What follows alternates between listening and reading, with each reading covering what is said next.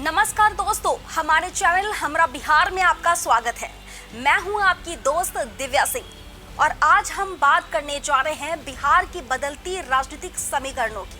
चुनाव की तारीखों के ऐलान के बाद से ही राज्य में सियासी खेल तेज हो गया है। चिराग पासवान की 40 सीटों की मांग। एलजेपी सुप्रीमो चिराग पासवान ने भाजपा के सामने एक बड़ी चुनौती खड़ी कर दी। उन्होंने विधानसभा चुनाव के लिए 40 सीटों की मांग रखी है, जबकि भाजपा केवल 25 सीटें देने को तैयार है। यह मांग कोई हवाई नहीं है। चिराग पासवान का तर्क बेहद मजबूत है। 2024 लोकसभा चुनाव में चिराग पासवान ने अपनी बात रखते हुए कहा कि उन्होंने सिर्फ 5 सीटों पर उम्मीदवार उतारे थे और सभी पर शानदार जीत हासिल की थी। 100% स्ट्राइक रेट, यह आंकड़ा किसी भी पार्टी के लिए गर्व की बात है।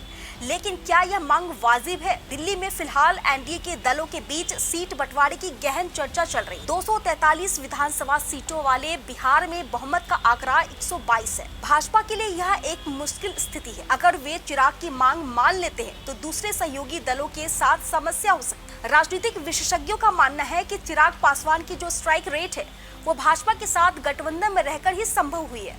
भाजपा का वोट ट्रांसफर और उनकी संगठनात्मक ताकत ने एलजेपी की इस सफलता में अहम भूमिका निभाई है। अब यहाँ सबसे दिलचस्प मोड़ आता है प्रशांत किशोर से गठबंधन की अटकलें। यह चर्चा भले ही अभी केवल अटकलों तक सीमित हो सकती है, लेकिन राजनीतिक गलियारों में यह गर्म विषय बन गई है। कुछ विशेषज्ञों का कहना है कि यह चर्चा शायद एलजेपी की ओर से फैलाई गई है ताकि भाजपा पर दबाव बनाया जा सके। प्रशांत किशोर पहली बार सीधे चुनाव में उतर रहे हैं। उनके पास ग्राउंड लेवल का डेटा है, लेकिन वोट ट्रांसफर की क्षमता अभी भी सवालों के घेरे में है। चिराग पासवान जो खुद को बिहार का भावी मुख्यमंत्री मानते हैं, वे क्या रणनीति अपनाएंगे, यह देखना दिलचस्प होगा। वहीं दूसरी ओर महागठबंधन की प्रमुख पार्टी आरजेडी के अंदर भी सब कुछ ठीक नहीं है।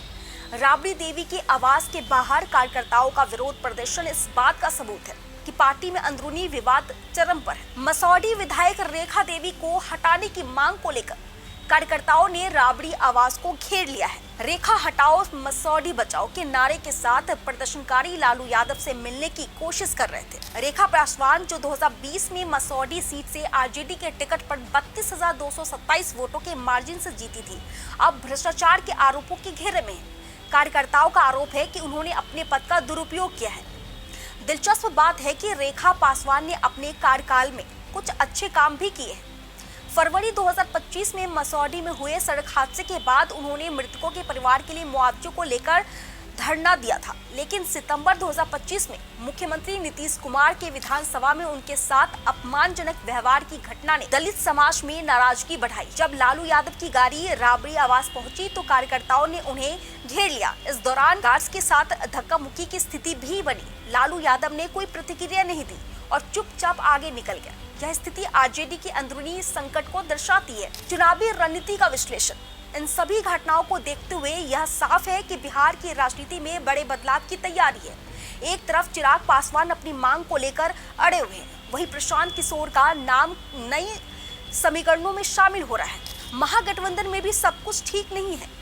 आरजेडी के अंदरूनी विवाद इस बात के संकेत है कि पार्टी को चुनाव से पहले अपने घर को व्यवस्थित करना होगा। 6 नवंबर और 11 नवंबर को होने वाली है वोटिंग से पहले अभी भी बहुत कुछ होना बाकी है। क्या वे भाजपा से अलग होने का जोखिम उठाएंगे या फिर कम सीटों में समझौता कर लेंगे? प्रशांत किशोर के साथ संभावित गठबंधन की बात भी अभी केवल अटकलों तक सीमित है, लेकिन राजनीति में कुछ भी असंभव नहीं होता। अगर यह गठबंधन साकार होता है तो बिहार की राजनीति में एक नया अध्याय शुरू हो सकता है। दोस्तों, बिहार की राजनीति में आने वाले दिन बेहद दिलचस्प होने वाला है। हमारा चैनल हमरा बिहार आपको हर अपडेट देता रहेगा। अगर आपको यह वीडियो पसंद आया हो तो लाइक करना ना भूलें, शेयर करें और हमारे चैनल को सब्सक्राइब करें। कमेंट में बताइए कि आपको क्या लगता है, क्या चिराग पासवान भाजपा से अलग होने का फैसला ले सकते हैं? अपनी राय जरूर बताएं। तब तक के लिए जय हिंद, जय भारत।